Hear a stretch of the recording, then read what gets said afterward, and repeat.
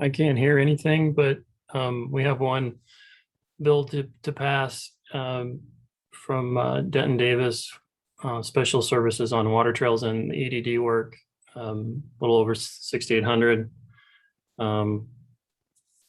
I would recommend approval. Be happy to try to answer any questions, or Zach or Gunnar can in the office there.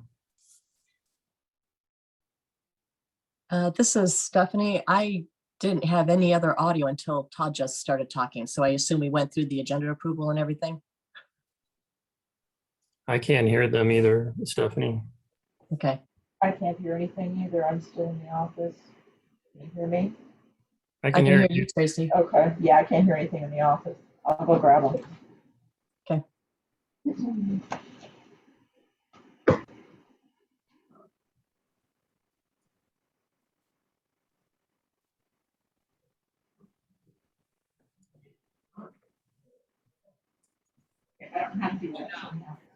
Now I can hear something. Okay, can you hear us? Yeah, now I can hear you, Matt. Got it. Can you hear us? Yes. Okay. Sorry for the technical difficulties. Yeah, Stephanie, your question was, did we move forward on the agenda and minutes? Oh. Yes. Oh, okay, that was our. Oh, so they were only hearing me. Okay. Thank you. Okay. You got it. Todd, there was a question from the floor from Sarah on the Denton bill. Where does that come out of our budget? That was the question. We have a budget item for legal services, and it comes out of that. We built in, every year we build in a fairly large legal item just in case something comes up, and we knew this work was coming along. So it was in the budget already. Okay, thank you. Okay, this is a voting item, so I need a motion. Approval. Second. All those in favor will say aye. Aye. Opposed? Abstentions? All right, the next item, item 5, report and vote on fiscal year 2022 UPWP and budget amendment. Report regarding the need to amend the fiscal year 2022 Unified Planning Work Program and budget to add to the remaining funds for West Des Moines University Avenue Corridor Study. This is a voting item. So Zach, do you want to walk us through this? Yeah, cool stuff to do without the slides for the moment. So this is a pretty basic amendment that we're requesting for the UPWP. We had a project in last year's UPWP for West Des Moines to do a corridor avenue study on University Avenue. They had received some SDBG funds from the MPO to complete this back in 2018. They have some more work to do on the project. So once the fiscal year wrapped up and we understood how much remaining funds were left on the project, we need to make this amendment to get those funds back into this current UPWP so that they can expend those funds. And so what it amounts to is a total of over $58,000. That includes the SDBG portion that's remaining, which is $47,144, and then the local match for that. And the local matching funds aren't coming from the MPO; those are just coming from the city of Des Moines. So basically, what the MPO is doing is serving as a pass-through for those SDBG funds. So West Des Moines, right? West Des Moines, yes. Sorry. So West Des Moines has requested that we make this change so that they can expend those funds. We've updated the UPWP. It was included in your the agenda reminder that was sent out. Essentially, it was an amount to a couple of tables in the document. We had to go in and update the numbers to satisfy the DOT and federal highway. So once this committee, policy committee, approves this change, this amendment, we'll forward that on to federal highway so they can make their changes and we can move forward with reimbursing West Des Moines for the rest of the work on the study. All right. Can I ask a quick question? Sure. I'm new to this particular meeting. So where is that 600 acres between where and where on University? I'm assuming on the south side. It's around the Valley of a small area, basically a 600 acre area. 86th Street, basically 86th Street over to like close close to the highway. Yeah, Because Clyde's involved in the study as well. Okay. Because it said 600 acres, it sounded like maybe it was all in West Des Moines, which would be a South side of the university is West Des Moines, north side of the university would be Clyde. So it's that way. Well, I know what the dividing line is. I got it. Okay, but this 600 acres is in both. I don't know if technically it is. I I mean, know technically, it's all got to be in West Des Moines if this is what it's saying. West One is the private sponsor. As far as I know, it's all in West Point.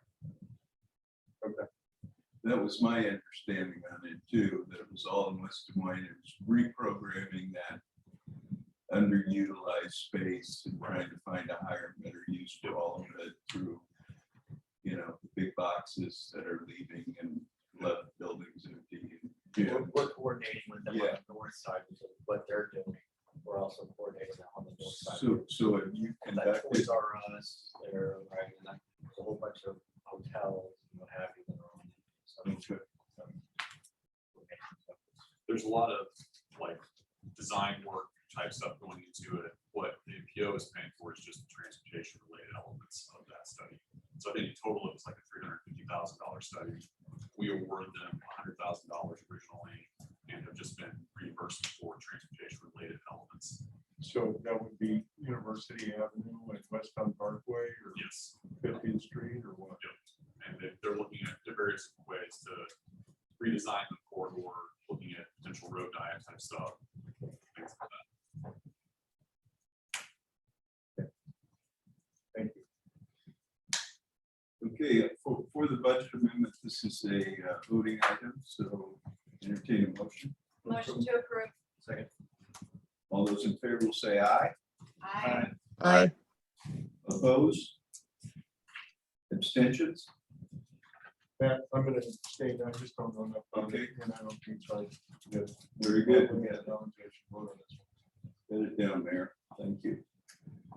Item 6 is a report and vote on the executive director's annual review and compensation adjustment. I would just share that your committee of Weaver, McCoy, and Anwick met and reviewed Todd's performance, you know, and some of the goals that Todd wanted to accomplish in the upcoming year and what had been accomplished.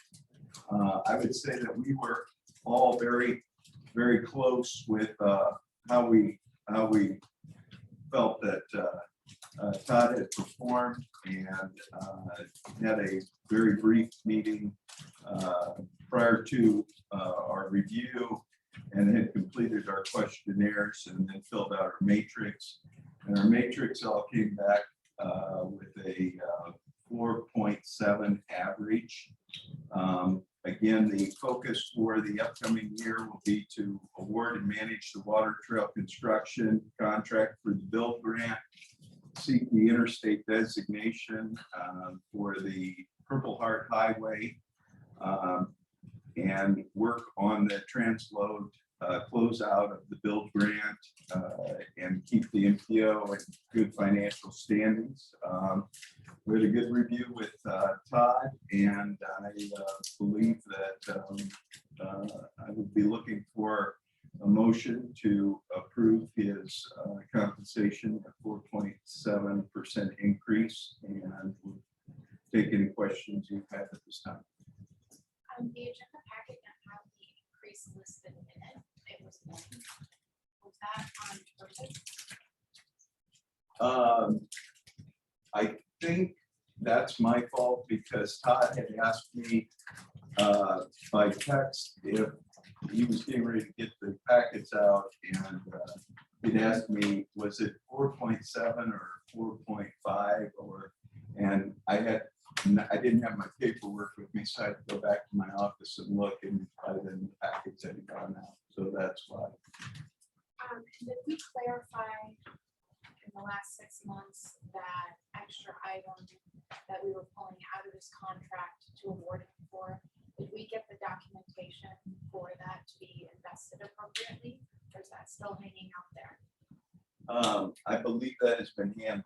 I asked him about that one-on-one, and believe that it's been handled. Todd, can you hear that question? Yeah, I can. And yeah, I did receive the funding. It was placed in an IRA as was allowed by the agreement. I forwarded that documentation to Joe. I can share it with the rest of the committee if they'd like to see it. Yes, I want to sure. make, I want Yep. to make sure that's cleaned up. Yep, that's cleaned up. So that's handled, and I think any other questions related to Todd's performance appraisal? Did we move this to a fiscal year? Yeah. I wonder why I've seen, it's- I've not been that long. and I feel like I've So seen twice. it should happen for every July 1st. And so, yes, we were off track and now we're back on track. So So I'm guessing the rest staff reviews are going on right now. I think Todd said they have happened now and And they've all been completed and completed. So he's got them all done. So any other questions? If not, I'd entertain a motion to approve the increase. Second, Stephanie. Okay, all those in favor will say aye. Aye. Opposed? I, Abstentions? Item passes. Item 7 is the Transportational Capital Improvement Plan, and Michael, you're going to take us through this?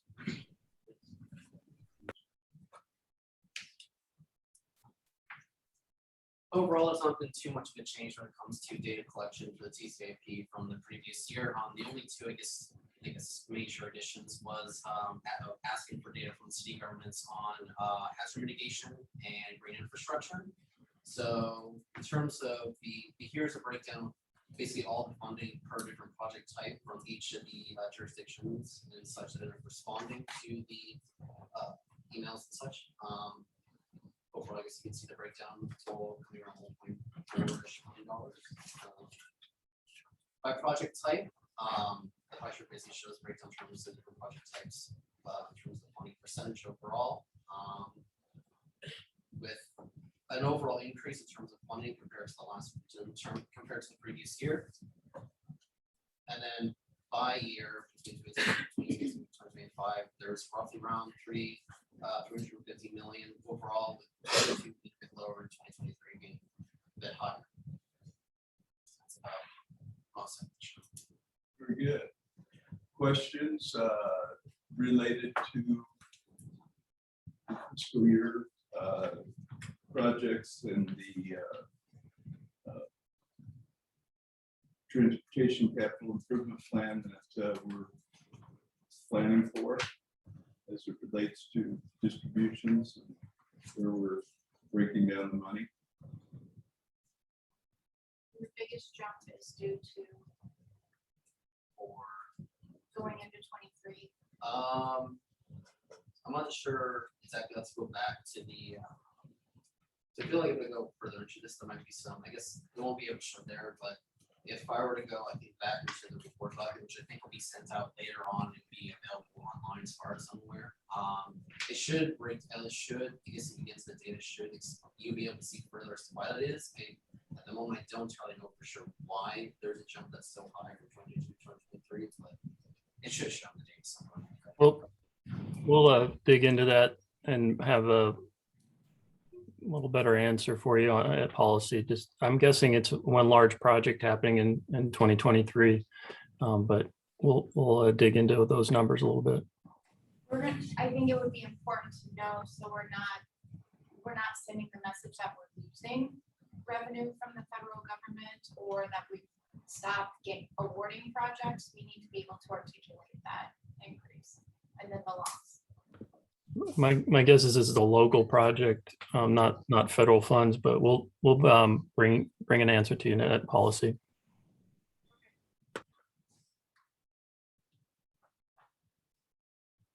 Any other questions? If not, entertain a motion to approve the Transportation Capital Improvement Program.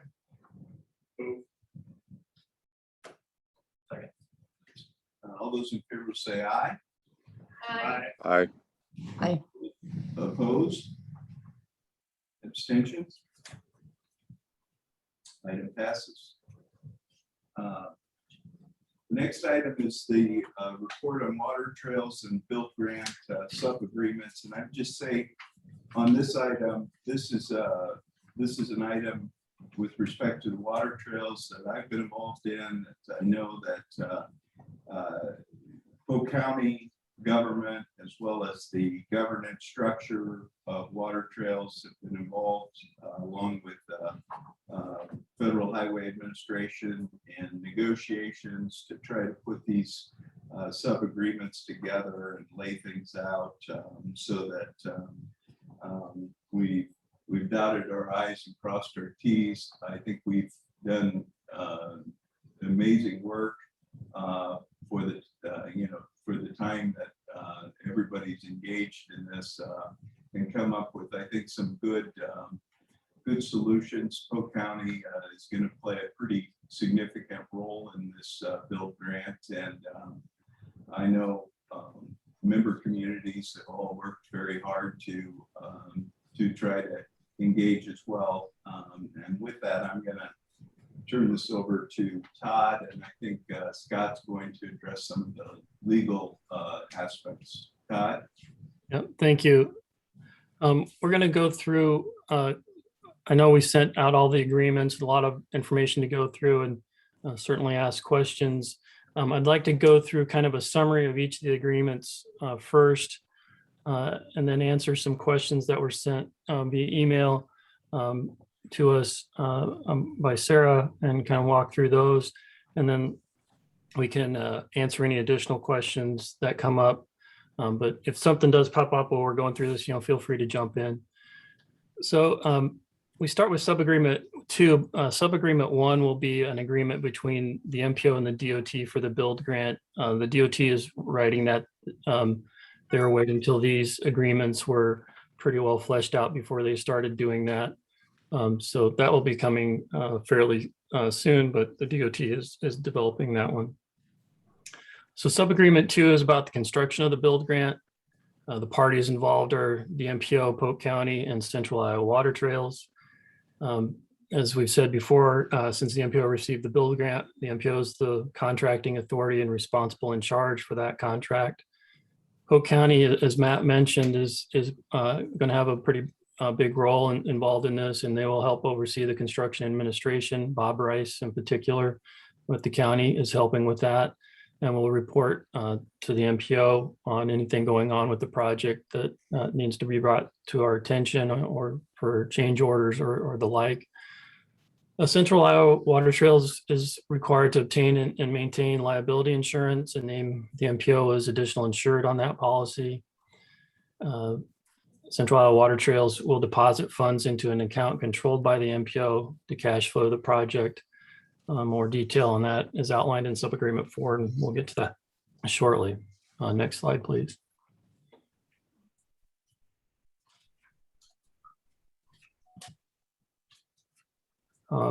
Other aspects, we have Exhibit A for sub-agreement 2 that's just showing the sites of the 4 projects: Scott Avenue, Birdland, Prospect, and Harriet Street.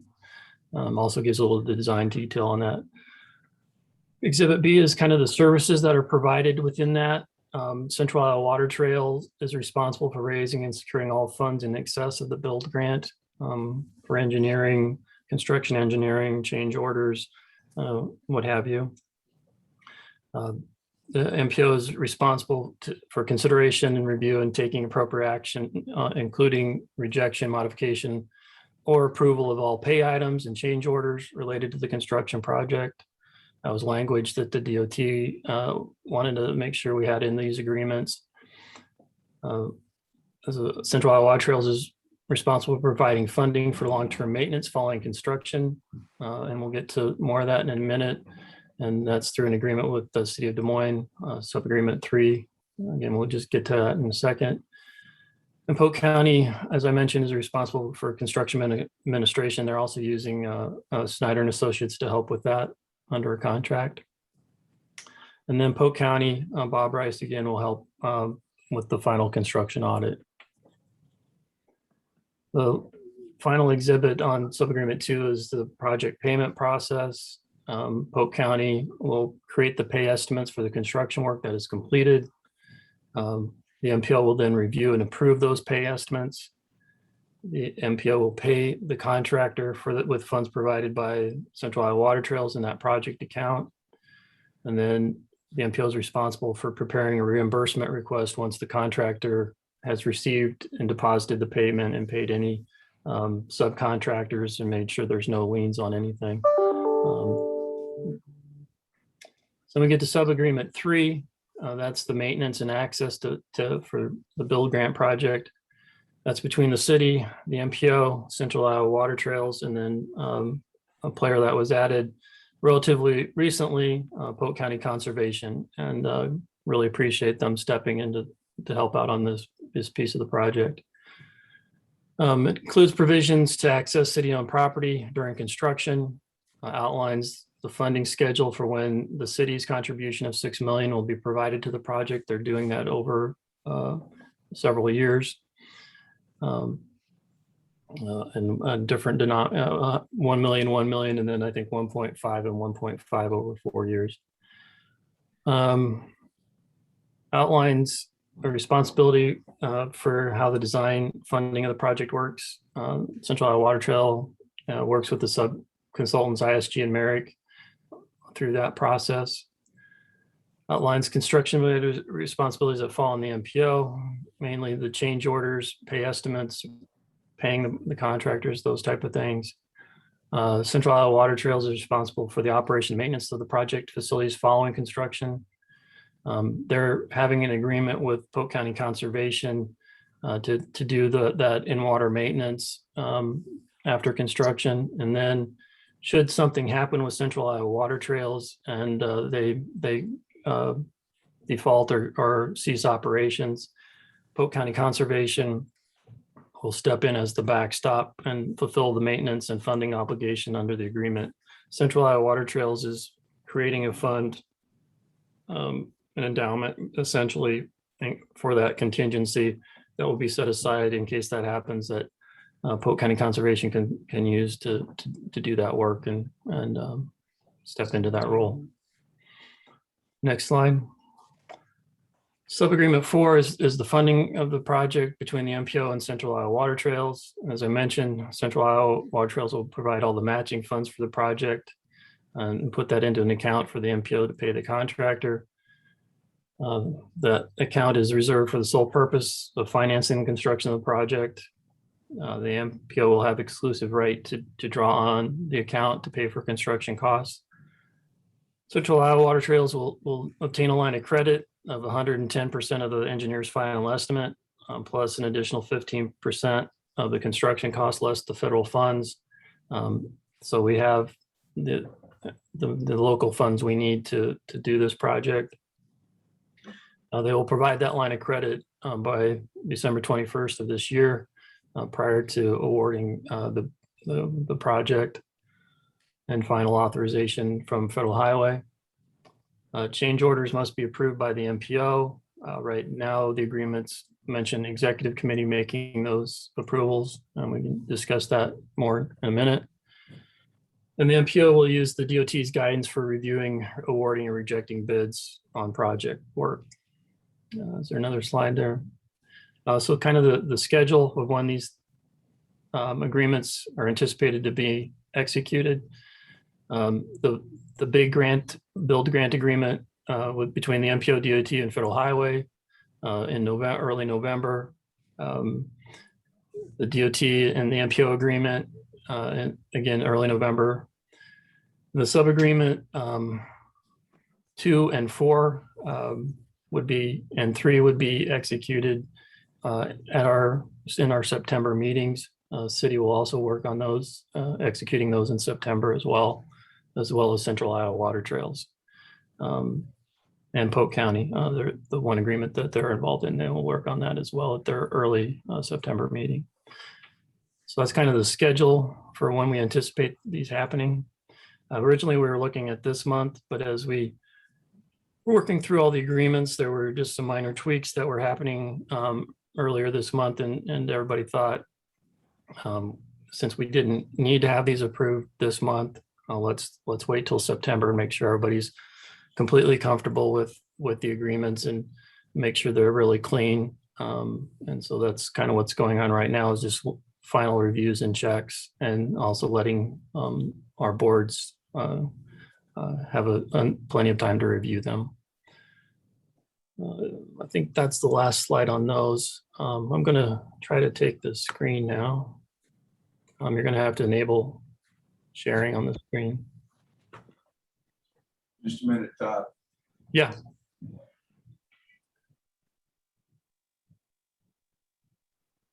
Okay.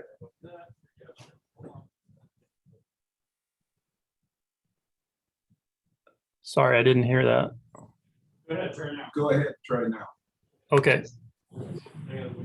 Still disabled. All right, try Thank now. you. There you go. Thank you. Find the right one. So these were the questions that were shared with us. And I think everybody on the exec received these.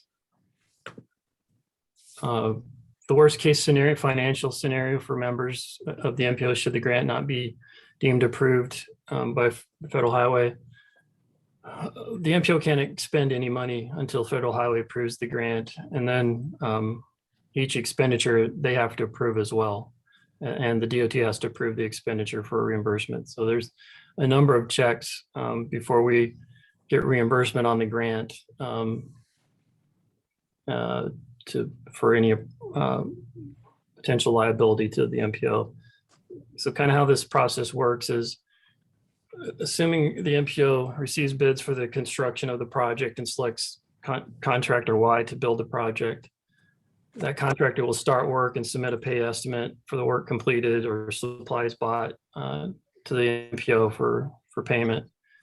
The MPO and Polk County will review that pay estimate, determine if it's accurate.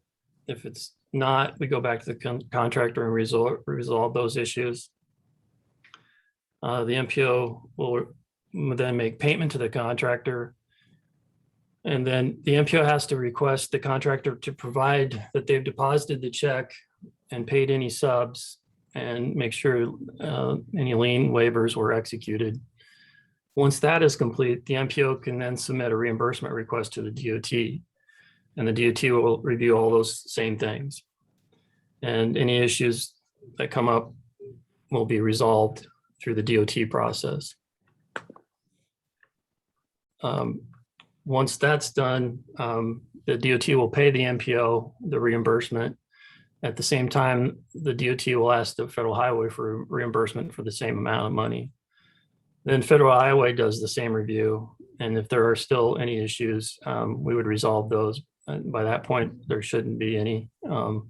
And if there are, they work for ways to make those resolve without having to pay back any funds, buy a different piece of equipment or materials, or use the money to buy for or pay for something else that is an eligible cost, if that's the issue.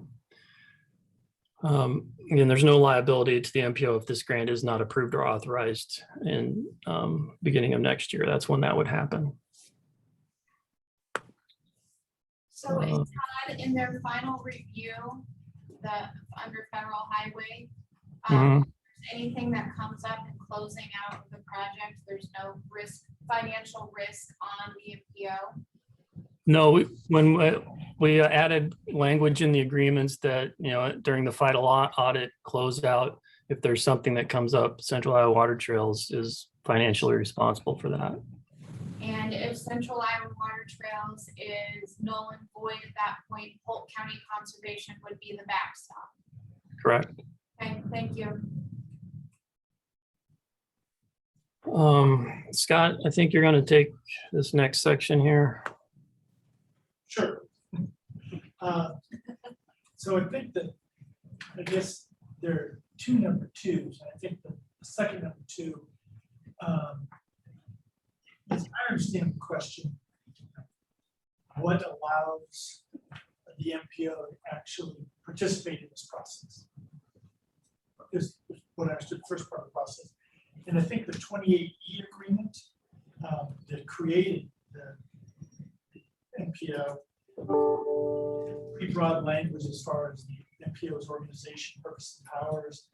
It says the MPO is authorized upon designation by the state of Iowa to review and comment on federal transportation planning or construction grants which member governments have applied, and to determine their consistency with adopted wide transportation plans. And it says the MPO is also authorized to carry out such other activities fostering collaboration between and among the member governments and other agencies, entities, persons, public, quasi-public, private, that involve information gathering, dissemination, planning, and consensus building deemed beneficial to the community as the MPO planning area. This authority includes the power to enter into separate 28E agreements and may involve acting as sponsor, lead agency, or fiscal agent for such endeavors. And further, under the 28, it says, in the conduct of its business, the MPO may cooperate with, contract with, and accept and expend funds from federal, state, and local agencies, public or semi-public entities, private individuals, profit, and nonprofit corporations, and any other legally recognized association or entity. And so it's, I believe, under the 28E agreement that all the member governments have signed, that would allow them to participate within the Central Iowa Water Trust project and execute and get involved in all these agreements. So then as it relates to the assets, how is that managed in the future by the MPO under how our 28E is written? Because we will have, the MPO will have $25 million into the downtown Des Moines project. And under these agreements and our bylaws, I believe they're deemed assets. So how do we manage the risk and or divide out the percentage base per capita of those assets amongst the members? I don't see anything in the agreement that provides for sort of proportional responsibilities. And the 28E. If we are entering on behalf of the MPO into a $25 million bill grant, we are the owner. And that goes to the who owns the water project later. How does it relate to the asset language in our 28? In what asset? Because and what's not fair is our 28E was never written to manage these kind of projects. I just need to make sure that we're protected and we don't 10, 15, 20 years from now have an issue for this board that nobody could have anticipated. And it's related to a 28E that wasn't constructed with more flexibility or definitions for us. Okay. Again, so as I interpret the 28E agreement that is currently in operation managing this MPO, it is broad enough to allow for the MPO to participate in this project. And the MPO doesn't own the project. Okay. Because the in-water. Would Federal Highway disagree with you? Todd or Zach, They don't. I'll take a shot. They don't consider that we own the project. We submitted for the grant, so we're responsible for making sure the grant is executed the way we had the application in it, and that we have a maintenance plan in place for 20 years, which is what the agreements outline. They understand that the city owns the land side of the projects. They own the in-river pieces as well, but the city has turned that over to Central Iowa Water Trails to manage. And then so this is why this is so complicated. it is very complicated. I agree. So again, also, I don't know if it's Icon or Central Iowa Water Trails who we're entering into an agreement with. If one of them is null and void, because remember, this is a brand new nonprofit building a financial base predominantly off of pledges. They don't have a history of success. I'm not saying they're not successful or won't be. This is what we're dealing with. And we are hedging a tremendous amount of financial risk and responsibility on them and then turning it around and giving it back to the county if they fail. Yeah. We have to be okay with that. Well, and I believe it's maybe Todd referenced it, or maybe it was a discussion this morning, the line of credit that, you know, before $1 is spent on the construction part of the process, Central Iowa Water Trails has to obtain a line of credit that is sufficient to cover the entire construction cost of the project. Plus overage. Plus, And what is the current project estimates today? They're at 39 million, I think, for all four projects.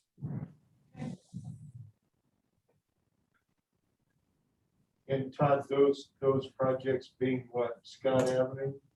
Scott Avenue, Harriet, Prospect, and Birdland.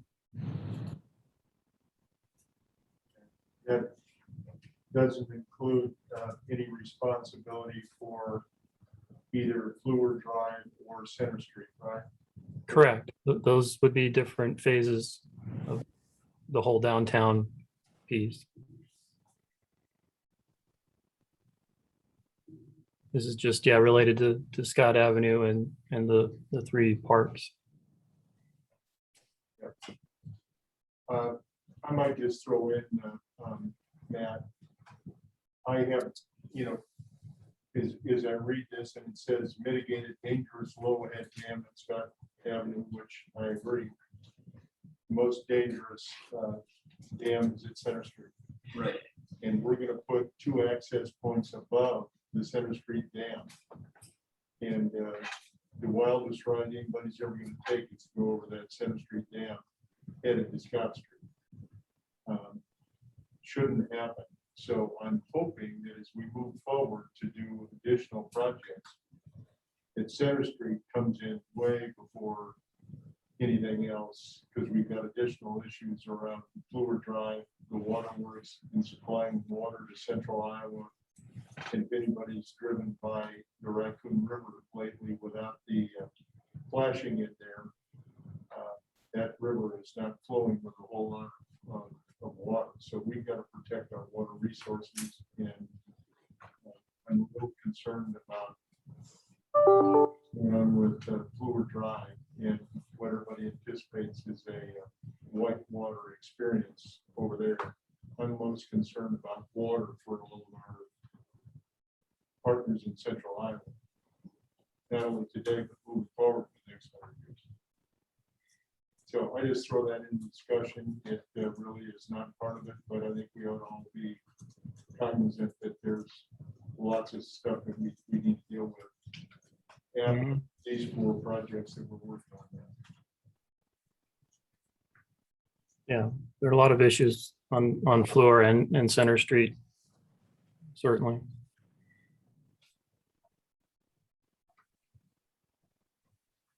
Okay. So go ahead.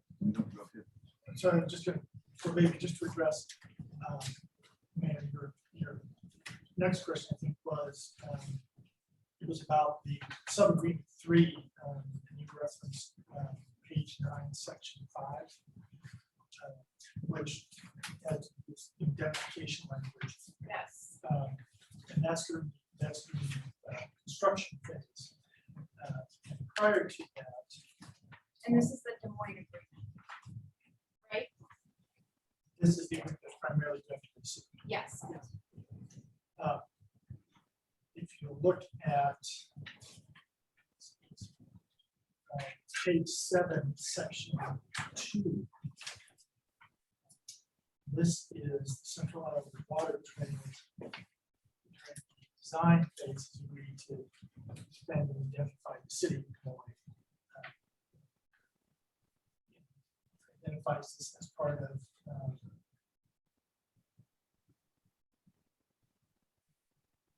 in any way connected or associated with the project design, funding, build, grant, implementation, agreements with MPO or others associated with development, design, construction, operational maintenance of the project.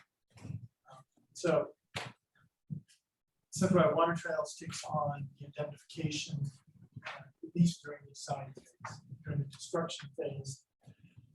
Because the federal highway requires that the MPO is the, I believe the term is responsible party, is that right? Charge. Responsible charge. The MPO has to take on all the responsibilities as the GO grantee. And so the paragraph 5 talks about the indemnification for the city. And the paragraph 11 on page 9 references the fact that the general contractor then has to acquire insurance in order to indemnify the city and the MPO in regard to any sort of those construction issues. And related to that, there is attachment 3 to the agreement that identifies the city and the MPO's additional insurance under that insurance. So, so the insurance obligation falls on the contractor. So I think it's During probably- construction. Right. And then for the life of the project, where we are identifying employment for the life of this project, and MPO as the grantee of the GO grant carries all risk and liability. So should somebody become injured due to a design or construction flaw, should the MPO bear that risk because we've identified Des Moines? I think Central Iowa Water Trails. And then they don't exist hypothetically, so then it's Polk County Conservation, Polk County. Yes. Well, it's not hypothetically because they collected almost $30 million. They have pledges. So it's gone somewhere and they do have in hand some money. They don't have, it's not all just pledges. So I agree. I'm not quite sure whether it's Central Iowa Water Trails or it's ICON, but they're going to be the responsible party for those improvements. What we're concerned about is if, to your point, if they fail, then who takes over? In our case, it's not the MPO. The city's not looking to them. We're looking to that Central Iowa Water Trails. And then if they fail, city and the county are probably going to have to step in and do what needs to be done to rectify or correct whenever flaws happen. But the Central Iowa Water Trails will be the first. I mean, the first held liable, and then if for some reason worst case scenario would happen, then obviously city and county are going to be managing it from there. But, one of the other things is I would assume that the federal government may have a similar concern that if it's not constructed right, whatever, it's their money that was used in the build grant to do it. It is only being accepted by and asked for by the MPO. I mean, everybody's looking for an out, including, I would guess, the federal government who's given money. Yeah, because ultimately they're approving all of the plans and all of the design elements of this project. So if something goes wrong in the design of the project, they're also, arguably liable for approval of whatever design And laws that's what exist. I also asked later, if we are not having design engineers sign off on change order requests. But that's a later question, because that's exactly that point. We want to make sure it's not just the engineers, but also the design component. I'm sorry, but and I know one question you mentioned, Central Iowa Water Trails or ICON, and there was originally a provision to make it automatically transferred to ICON, and I believe that was taken out by Central Iowa Water Trails. Is that right? Was it by their council? Yes. It's ICON is simply a design name for the completed project, for the project going forward.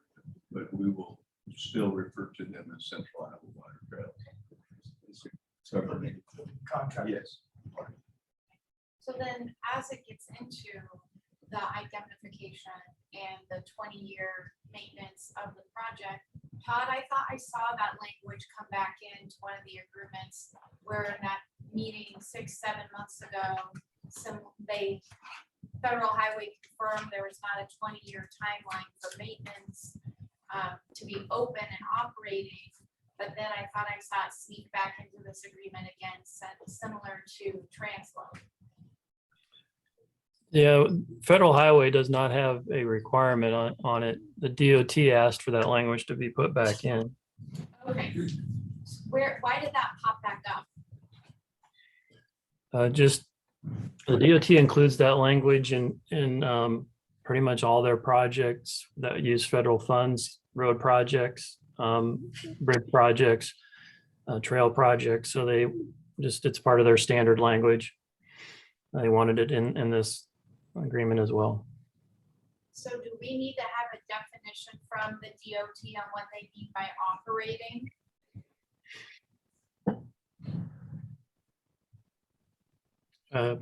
We could ask them. I don't know that they'll want to get very specific, to be perfectly honest. I think they see it as the basics of what we proposed, that we have the access points and we have the water feature at Scott Avenue Dam working or available to the public. I don't tend to like to go off of I think, and when dealing with state and federal agencies, that's my problem with all of these agreements. We're making some pretty large assumptions at different points, and that's, I know, coming up, the conversation around flow chart and who's responsible of what. I could, if you sat down and pulled in any member of the MPO and had them explain who's doing what, who's in charge of what, and who's being held responsible, they can't, the members. You have those. Go ahead, Todd. No, the flow charts we have available, and we'll get to those in just a second. But we can ask the DOT for additional definition. They haven't offered one to this point, but we can certainly ask. I think that warrants some further discussion, especially what you alluded to, right? The river is more than just a means of recreation. It is a foundational purpose for water source for many communities in town. So what is that primary use and primary priority, right? If you go through a drought and it's operational and we have to walk down it, hopefully we never get to that point, but I think that's, you go through droughts, there is primary uses. The primary purpose of the project, was the Scott Avenue Dam is making it safe if people go over the dam. That was the stated primary purpose of the project when we submitted the grant. The other recreational aspects were secondary in the grant application. And I think that's how the DOT and Federal Highway see this, is the safety first, the recreational second.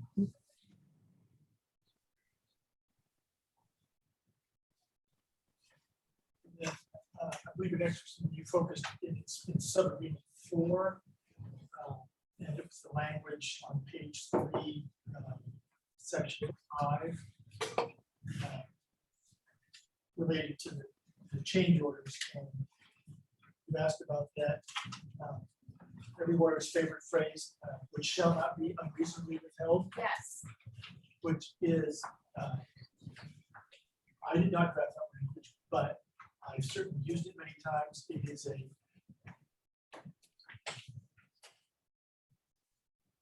is a mechanism by which, as opposed,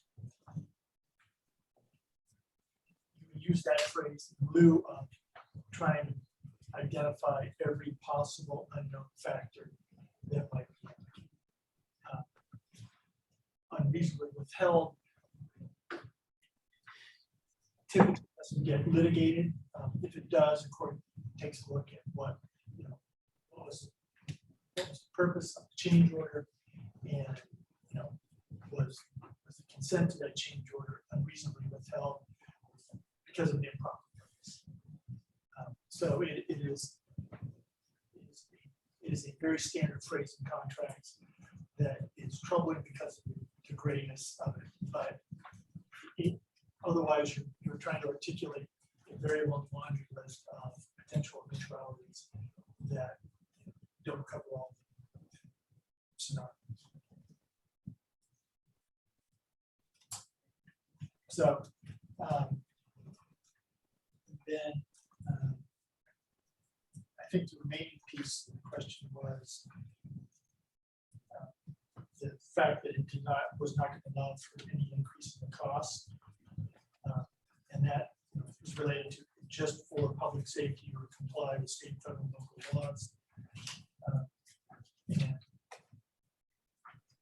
again, this was a language we drafted, but I think it is to anticipate that to keep notes on the size of the project. Well, yeah, nobody wants to increase costs, but if something is found that could decrease long-term operations costs, we don't have an avenue to at least propose it to them. And I want to make sure that we have at least an ability to bring it forward. I think Polk County would want that as well. And what I don't know is if that would fall under Cambridge. Now, the design team members from ISG and Merrick will continue to be involved in the project as reviewing as construction issues come up. That was something the city and Central Iowa Water Trails also wanted to see happen. So I think if something like this would come up, it would be brought forward through the change order process. I don't think the language allows for Yeah, that. and I agree with you. I think that I was looking in terms of cutting off the project. I think that's a determination that the executive committee needs to make, whether there should be flexibility to allow for an increase. And again, because I think people are looking to cap the cost, which is what the language provides. I think we at least need the ability or the path to have a conversation should something be presented. Doesn't mean we're approving it, but we can't, to me, this says we can't even discuss it. We have zero authority over any kind of conversation around it. And Central Iowa Water Trails would just say no increased cost when it could save us who knows how much in the future. On the operational side. Right. It's not a safety side, but we're going to be managing this project well into the future. I think I'm happy to establish some language. See if we can run it up. Todd, you're in agreement that we could take a stab at broadening the language to allow for Yeah, changes if they make operational sense. yeah, I don't think anyone would have a problem with that concept. So no, I don't think that's a problem. And this is the time to do it, certainly.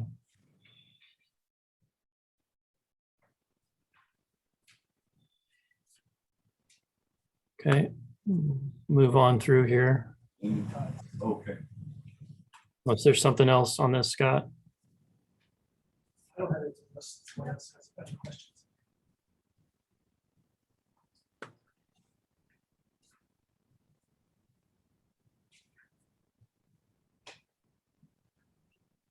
As I mentioned, the design team does have a role in reviewing change orders or pay applications.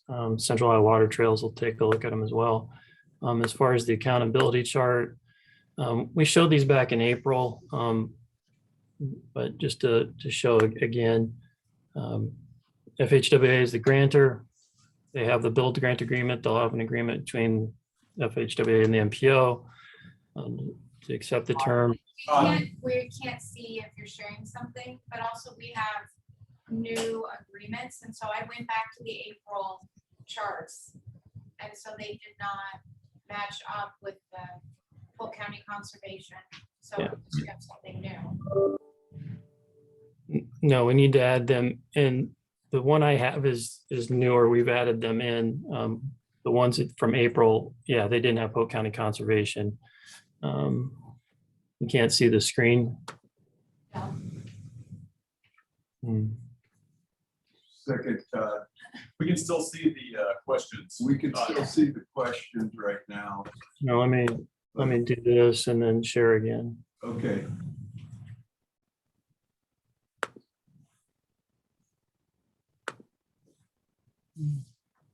Does that come up now?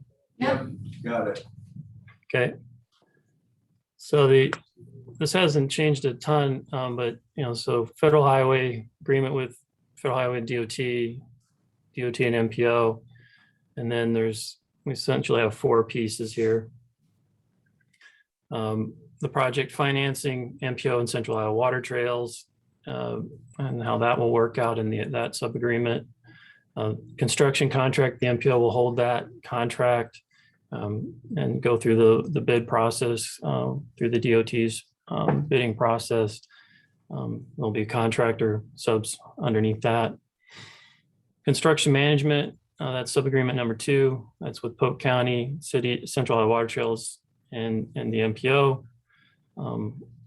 Polk County will have the assistance of Snyder and Associates to do the day-to-day management of the construction. And then the maintenance, that's sub-agreement number 3. That has the MPO, the city, Central Iowa Water Trails, and Polk County Conservation. And regarding the 20-year required maintenance period. And the agreements underneath there. I think it would be good, once that's updated, to send it out in the packet when these agreements are going out. Yeah, we'll send them out to everyone as well.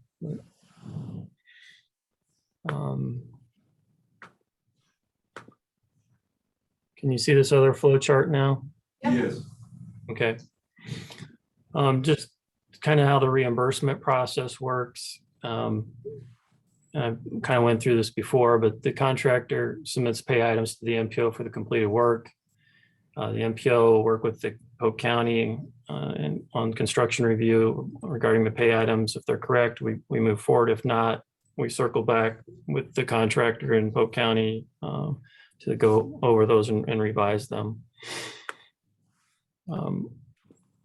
Assuming they're correct, the MPO approves them or does not. In that case, we again go back and review things. If not, if we do approve them, we make the payment. MPO pays the contractor with money from the project account, and the MPO prepares a grant reimbursement to submit to the DOT. Within that, we have to wait for the contractor to deposit the check and pay any subs, et cetera. Iowa DOT reviews that request and approves payment to the MPO. If not, they come back to the MPO and we clarify any issues with pay items and resubmit. Assuming they do, Iowa DOT sends funds to the MPO deposits those funds in the project account. The DOT will also then, when they pay the MPO, send a request for repayment from Federal Highway. Federal Highway approves the DOT request. Federal Highway sends the DOT funds, and the process starts over again until we get through the 25 million. Just how those project processes work.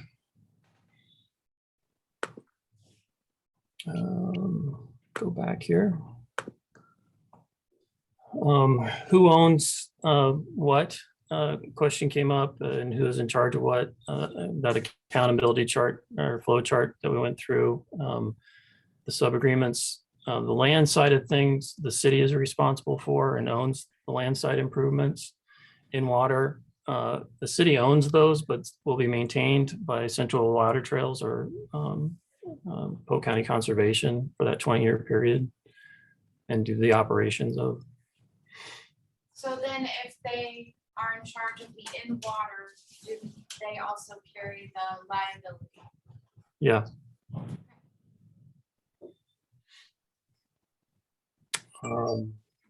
Regarding the auditor, we've been in communication with the auditors throughout this process and with the transload build grant on what information they need for the audit regarding these grants. They've seen the grants, they've gotten all that information. So they have what they need right now. They'll need more information once the grant is actually approved and we start expending money and reimbursements happen. But they've been up to date on the bill grant for the transload facility. We've also brought on an accountant to help with those pieces of the information. That was one of the things that was the policy committee asked the MPO to do. They're on board and helping with the various processes. And have been for 3 or 4 months now. Cash flow. This is going to be hard to read, and we'll send this out. Can you see the spreadsheet? No. All right, I'm going to stop share and share again. And we'll send out a PDF of this because it gets wonky when you email it. Can you see that now? Yep. We can't read it, but we can see it. Yeah, I didn't figure you could read it. See if I can blow this up at all. Young eyes. All those carrots. Come on, move. It's not going to let me blow it up. Well, I'll just walk through it. Essentially, the 2 yellow fields here on the left, one is the line of credit from Central Iowa Water Trails, and the other is hard dollars from Central Iowa Water Trails, totaling 14,600,000 that will start in the project account essentially. And then these red numbers are estimated construction costs, and up here, how much we expect to be incurred each given month. This is a real rough ballpark estimate based on working with the design team, Snyder and Associates, Polk County, on when we anticipate expenses. Obviously, once we get into the actual work, we'll be updating this continuously, but this was for informational purposes.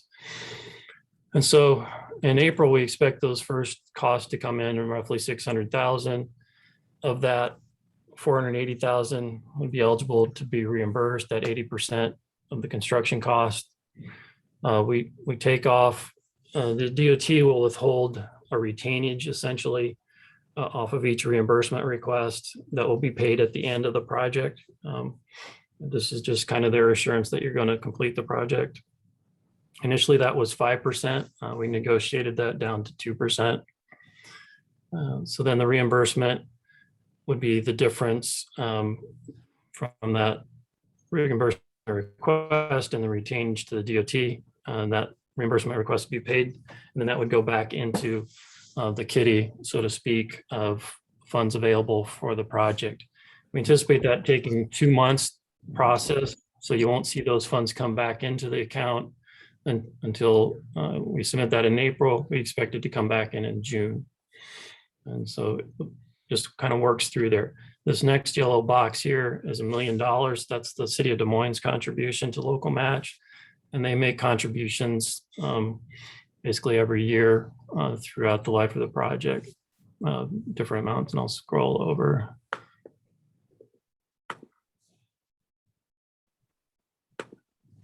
Yeah, 1.75 in August of 2024 is their final payment.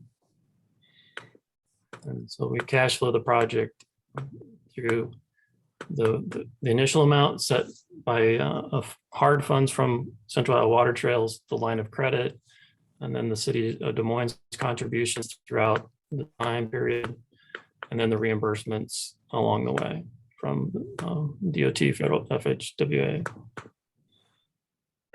I thought one of the agreements stated that Central Iowa Water Trails had to have a line of credit for the total amount of the project.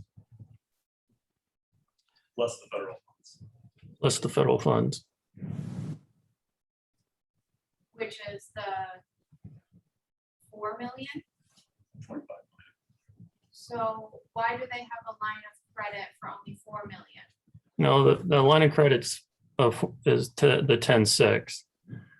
The 4 million is the cash that deposit initially into the account. And then do we only go off of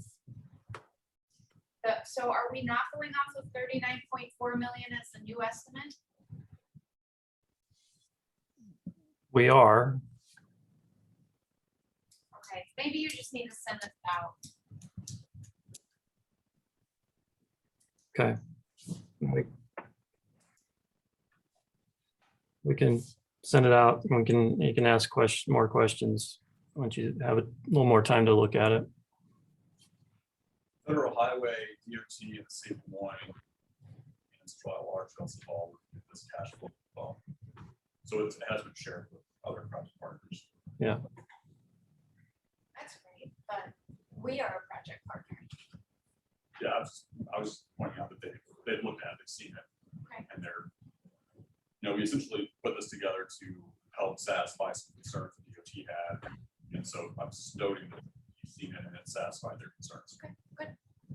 And it's the second line here is the cumulative construction cost throughout the project, including the line of credit. You get to 40 or not the line of credit, 43 million and change. So that includes some of the extra costs with the line of credit. So but yeah, take a look at it. We'll send this out to folks for review. Thank you.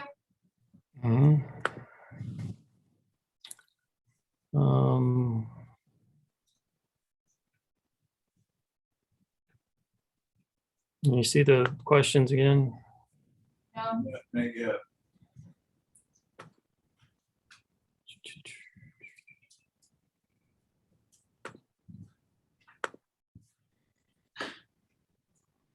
Fun times.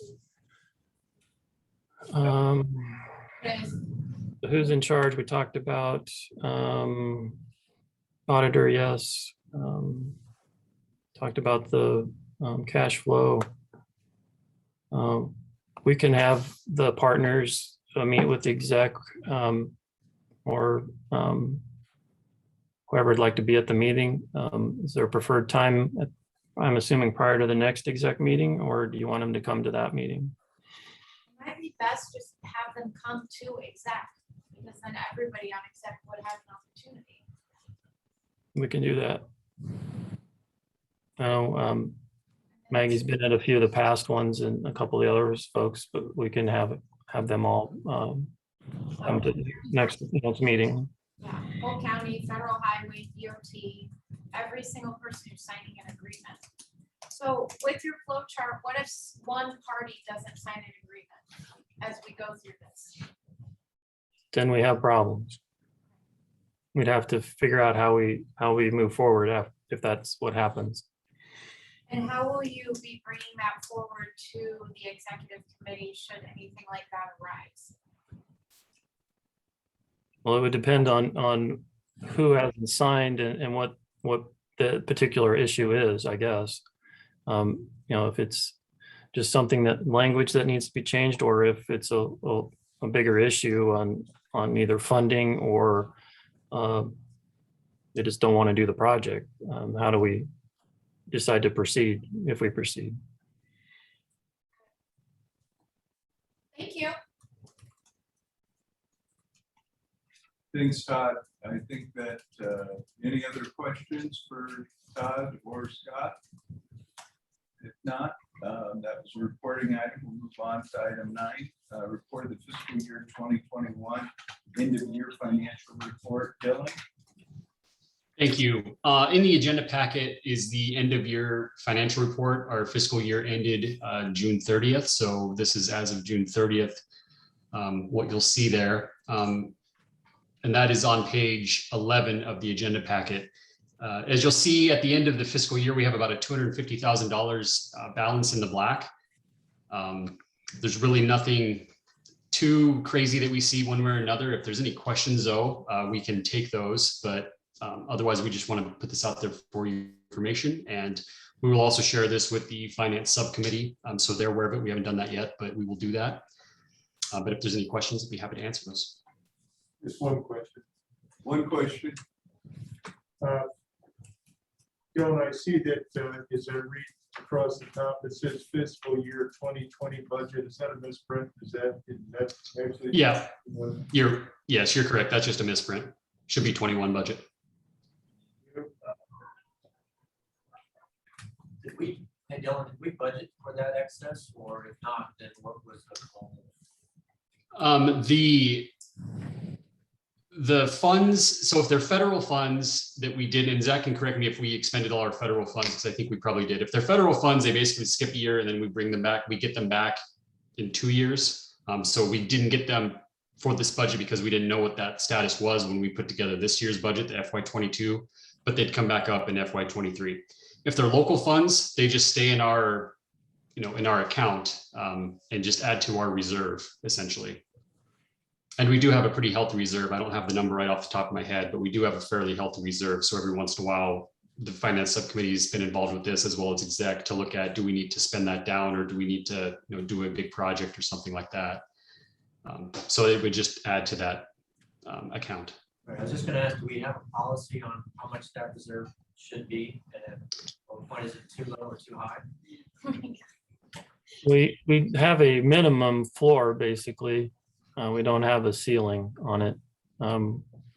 We just talked about it, once it gets to a certain level, do we need to do something about it?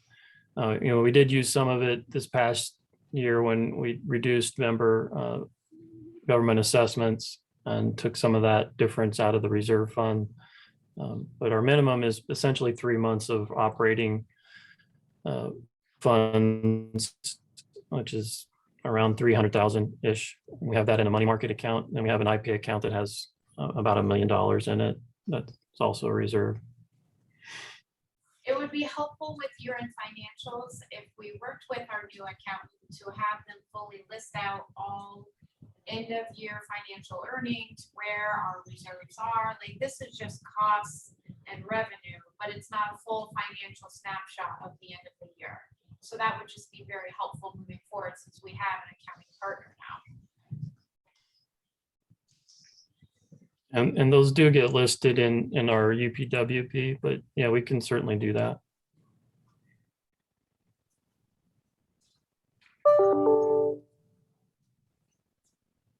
Yeah.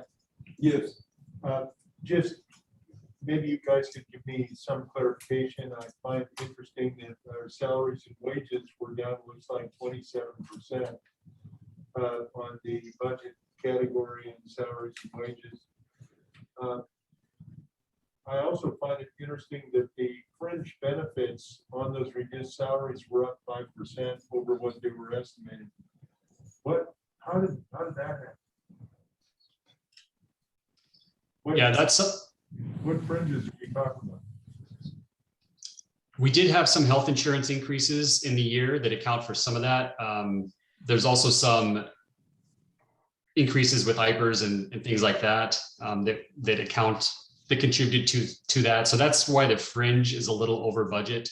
And we need to dig into that a little bit more to understand exactly what all went into that. On the salaries and wages part, we budget, we assume a certain percent increase, but we don't always give that increase when it comes to like salaries and so forth. So, so that could be part of that one as well. And then anytime there's staff turnover or anything like that, that's just time that we didn't spend, or that's money we didn't spend on salaries. Okay, so you may have had staff shortages over the course of the year. Yeah, and I don't know that we had any we might have had some intern time here and there that would add into that a little bit, but it's probably more so that we didn't give the full raise that we had budgeted for in every instance.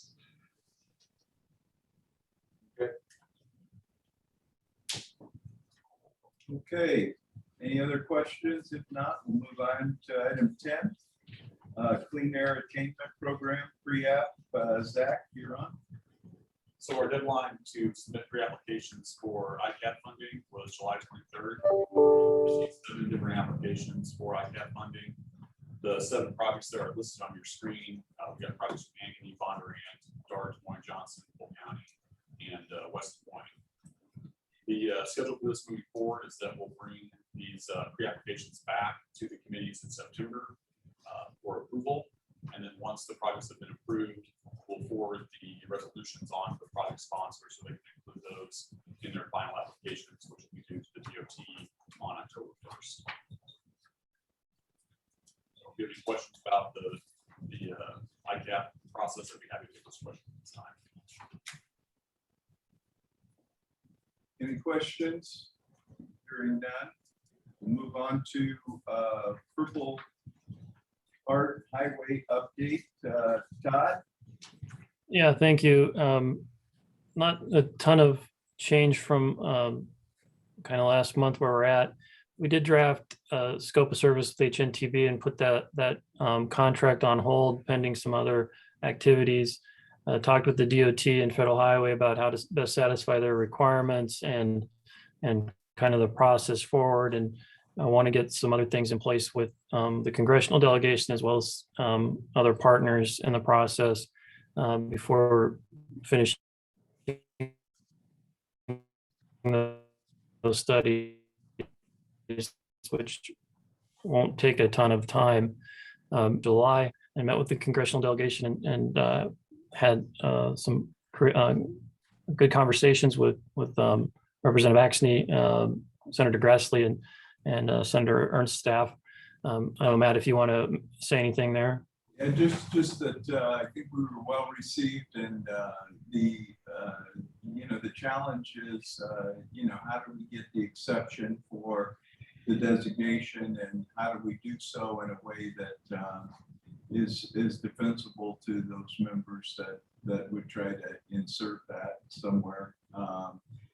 And I think one of the things we want to do going forward is to continue to have dialogue with the Farm Bureau and our agricultural partners and make sure that they're kept apprised of what we're trying to do and that we work together. I mean, ultimately, one of the messages we got back is our agricultural partners would rather deal with the state DOT than the federal DOT. And so that really is why they're opposed to the exception, even if we get the designation, because if they have a problem or if they need to file emergency, or if they have emergencies where the governor increases the weight limit, that they would like to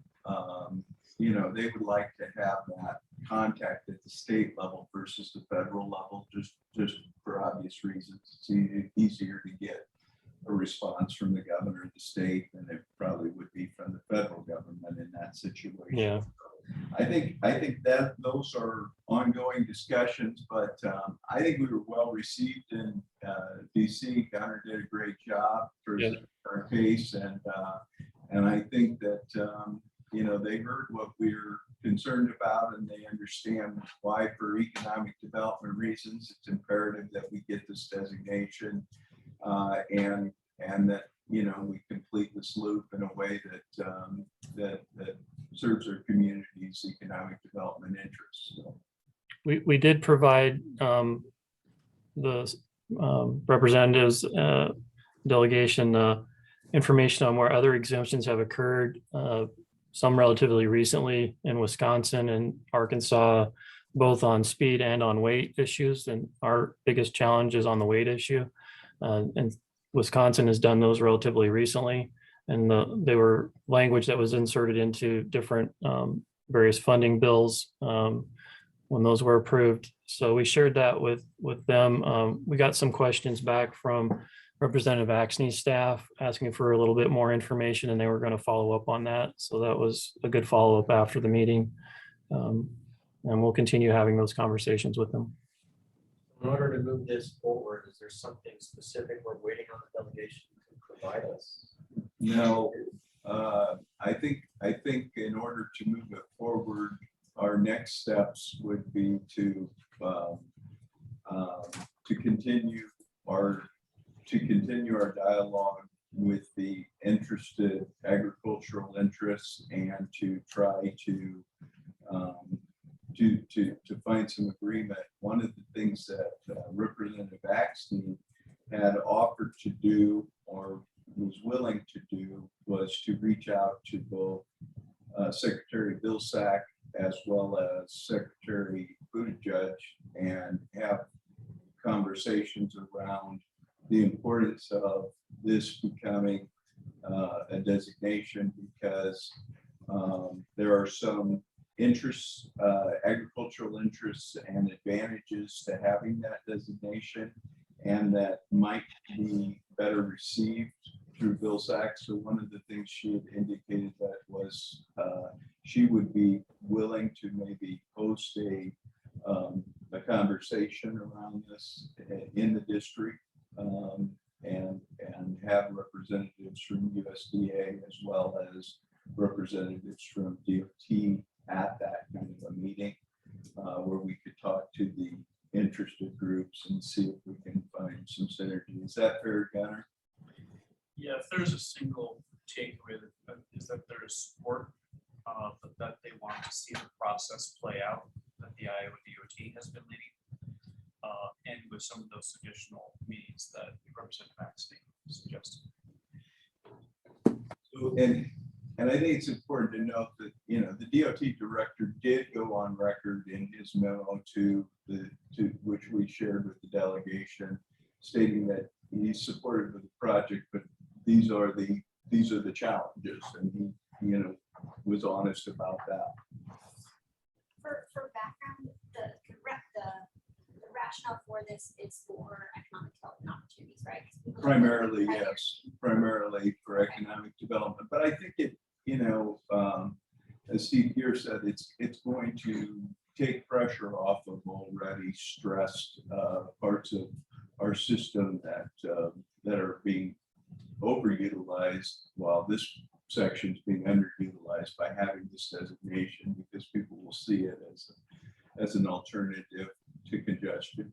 Is there other, maybe not designations, but ways to give this stretch of road notoriety that gives it that spot on the map that we're trying to achieve without having to go this far? Is there a gray area that reaches that? Because I mean, I'll be honest, I come from the ag community, so I understand what they're getting at. It's not just a one-off disaster declaration, right? That's pretty much twice a year, every year, that happens, cyclical, and that process slows, and you have to go ask for a disaster declaration out of the feds to be able to do that type of transit. So I'm just curious, is there, if the thought process is we want to elevate the notoriety of this particular stretch of road, is there another tactic that gets that light shined on it without having to have all the stipulations that's associated with? The problem is it already operates like a four-way divided interstate, and on site selector checklist, there's not like a special checkbox for it. Does it operate like an interstate? It's just how many miles are you from the closest interstate? Are you half mile, 1 mile, 2 mile, 3 mile? If you're not in any of those checkboxes, you're in the garbage, even though it already operates like 4-lane interstate. So that's where the miss is. So we're missing those economic development opportunities with the site selections, and we don't even know it most of the time. That's the truth.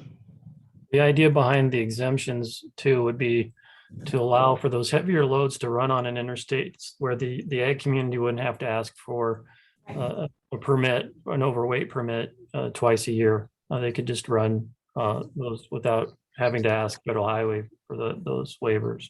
We don't want them to have to do that. Yeah, so they get 176 miles designated as an exemption in Wisconsin, and we're only asking for 14 miles really.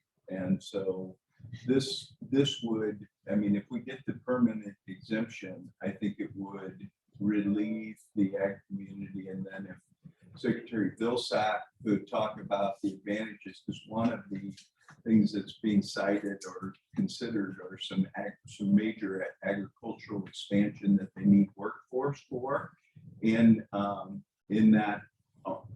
that area, and it could they could maybe the ag community would view that as a good trade-off, because if they could get a site plant cited for, you know,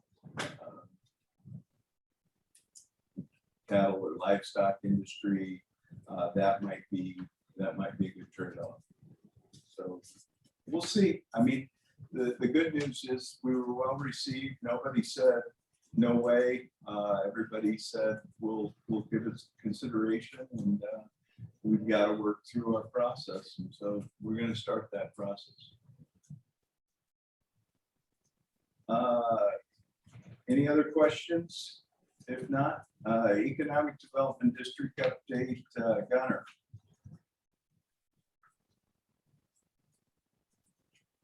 Good afternoon, everyone. 11 months ago in September of last year, we approached the executive committee, and the executive committee authorized MPO staff to begin an exploration of whether or not there would be support within the 7-county region, what we're calling mid-Iowa, for an economic development district. I know some of you are new to this conversation to this table, so I'll say that that 7-county region is the only part of the state not covered by an economic development district. We had an opportunity to do so because of the disaster declaration through COVID-19. And so we began that process. Then I'm going to give you an overview of where we've been, where we're headed. I am going to keep this very brief. If you want any more details, I'm happy to talk to you afterward. But we are through phase 1. There was very strong support for it within the county's unanimous letters of support or resolutions of support from the boards of supervisors from all 7 counties. And we are now most of the way through phase 2, which is the creation of the entity. And the way this works is find support, create an entity, then you ask the federal government to designate it as an EDD, and then it can become fully functional with administrative funding through the federal government.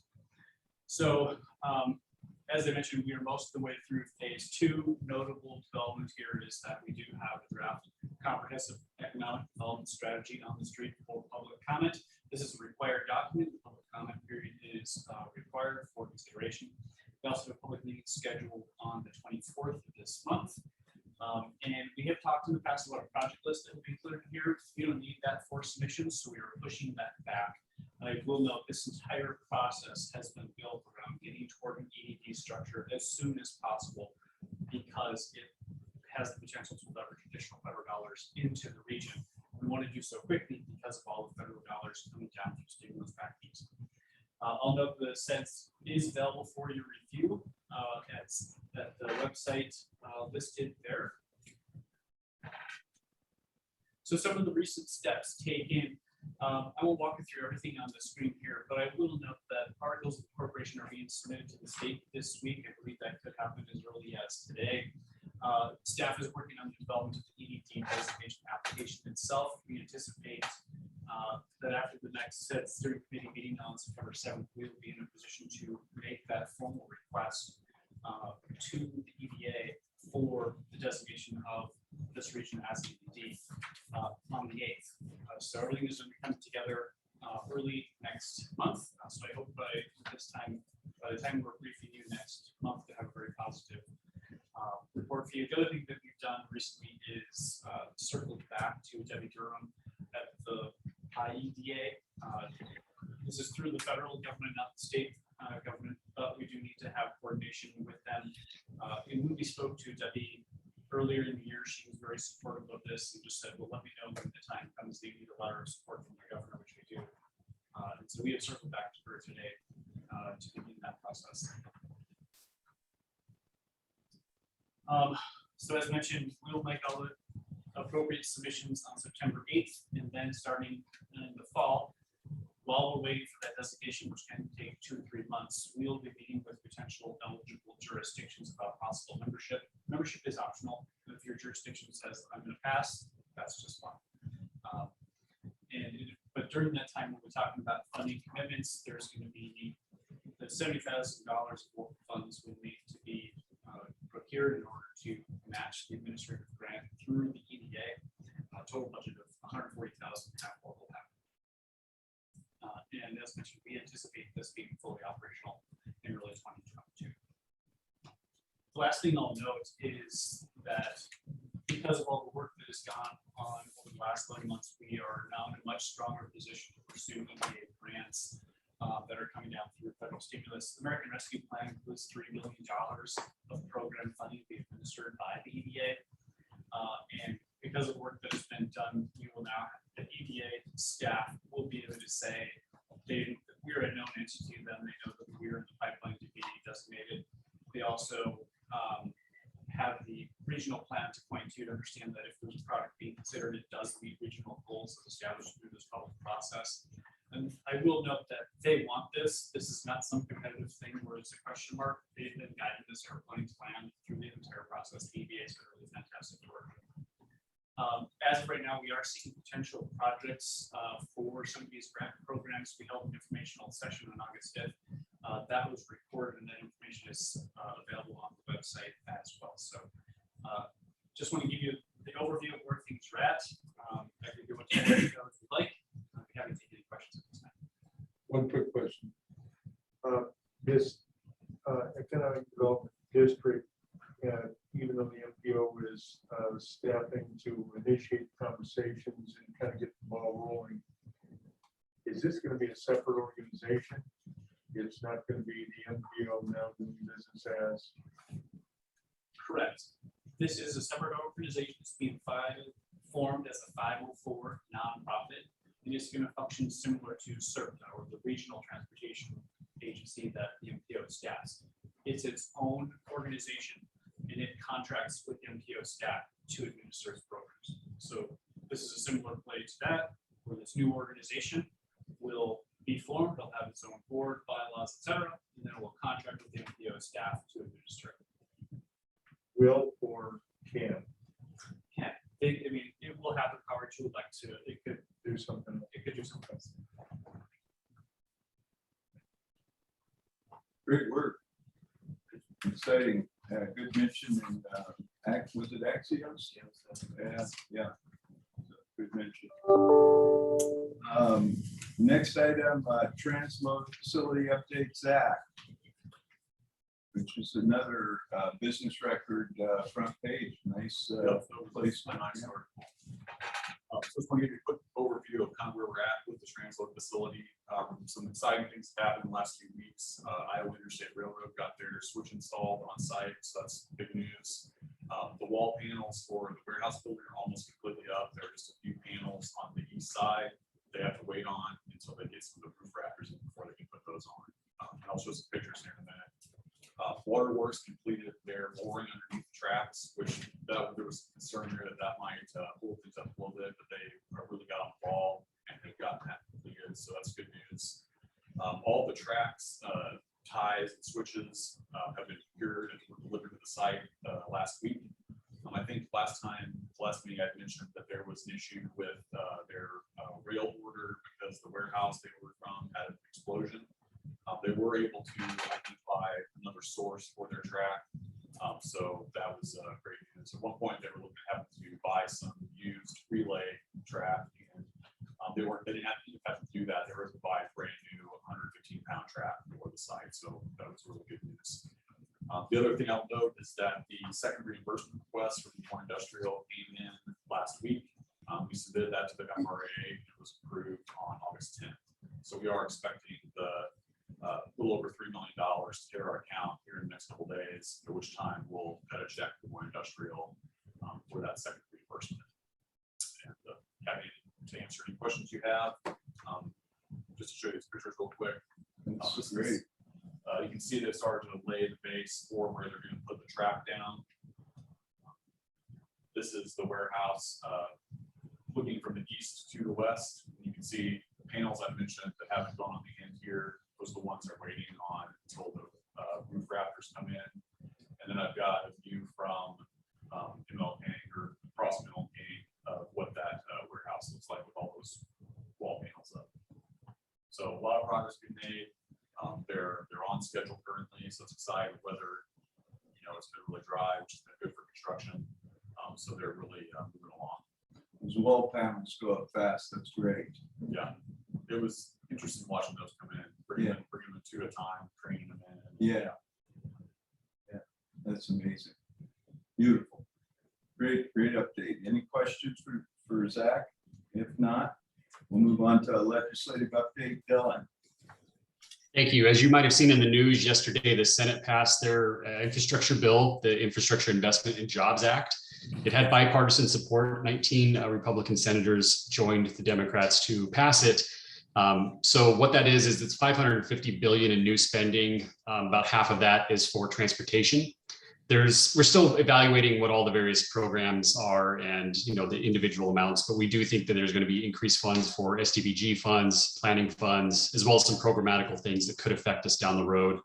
One thing I saw was a planning factor that isn't mandatory, but it would allow MPOs to have more consideration in issues such as housing, for example. So now in order for this to be passed, it needs to go back to the House. The House passed its own version earlier in July, so now they need to pass it. One thing that could still hold this up is that there's a separate bill, a budget bill that's even larger. It's about 3.5 billion that gets into education, healthcare, and so forth. The House had initially said they wanted to pass both of those at the same time. However, it sounds like there's some urging to Speaker Pelosi to just pass this one so that they can get this out of the way and then have all the politics on the other stuff, since there is more bipartisan support on this one. So still to be determined, but that was a big hurdle yesterday that got overcome, and hopefully we're a step closer to having a reauthorization bill. If there's any questions, I'm happy to take them. Just a note, Dylan, you said 3.5 billion, it's 3.5 trillion. Trillion, yeah. Yeah. But who's counting? Just more zeros. Let the good times roll, baby. All right. Next item is disaster recovery grant funding. Allison? Thank you. A year ago yesterday, we had the drought run through the state of Iowa. We got about 4 million trees. So the Iowa legislature has put together a grant program to replace trees in public right of ways, in parks, and public lands. That is out now. It is a very quick process. Due next Friday, actually. But it is mini grants, anything from I think 500 to 5,000. Just a couple things to know. Again, public lands, and then it is a dollar for dollar cash match, and it has to be have Iowa trees planted or grown by Iowa businesses. So I'm just trying to keep that in the loop and make us a little bit more resilient since we lost so many hybrid vehicles last year. If you have any questions, I'd be happy to take them at this time. And there is a link in your packet and right there for you. Urban Forestry website. So 250,000 for the whole state. 250,000 for the whole state this time. Yeah, this is the initial, and they are pretty small. So I can't say. I think it's 500 to 5,000. So it will kind of get spread out pretty well. And trees forever is helping with that dollar. So that's different entities can apply multiple times, but at this moment, just once for this. So you can apply multiple times for this grant. Say the city of Des Moines wants to plant trees, you can put in multiple applications for this grant, but this is the first round of that disaster recovery money to come out of the legislature. Thank you. Yep. Allison, thank you. Gunnar, report for upcoming events. Quickly run through a handful of things of note to your members of your staff. First, as mentioned earlier, is the draft sets that's out for public comment through September 2nd. There's also a public meeting coming up on Tuesday, August 24th. Also want to draw your attention to a grant webinar and hazard mitigation assistance by FEMA coming up on August. Also, sharing the sidewalk with robots. First, when I saw this, I thought, well, why are we talking about robots? But if you think about it, Amazon is actually actively exploring delivery with autonomous vehicles. So this is the route of courage in our area. Iowa Streets and Roads Workshop Conference coming up here next month through the Iowa Local Technical Assistance Program. Bike Month this year is being held in September, locally at least, not nationally. Check out events on the Street Collective website or Facebook page. Skip one. Annual conference for the Iowa chapter of APA is coming up October 13th or 15th. And then lastly, a virtual conference and exhibition for the Iowa Storm 2021. We'll draw attention that there is a local session or a session just for local leaders such as yourselves. We can send all these links out afterward as well. That's it for me, unless you have questions. Thanks, Gunnar. Item 17, we need to vote and approve the MPO policy committee agenda. Entertain a motion. Second. All those in favor say aye. Aye. Opposed? Abstentions? Item passes. And any other business, Todd? I just wanted to, one quick thing to let everyone know. We had previously installed some new bike counters, 3 of them, I believe. And recently we received a grant from Wellmark to install 5 more of them. They allow better counting of bike and pedestrians, separating out vehicles a little easier. So upgrade to the system of counting, and we'll work with local governments on where to place those new counters once we get through that process. But just FYI. Thanks, Todd. The next meeting will be held September 8th at 11:30, and I'd entertain a motion to adjourn. Second. All those in favor will say aye. Aye. Aye. Opposed? Abstentions? Motion carries. Have a great week. Good to see everybody. Thanks, everyone. Yeah, I run a long meeting. I about opened the vein about midway through. But I did it. Yeah, work on that.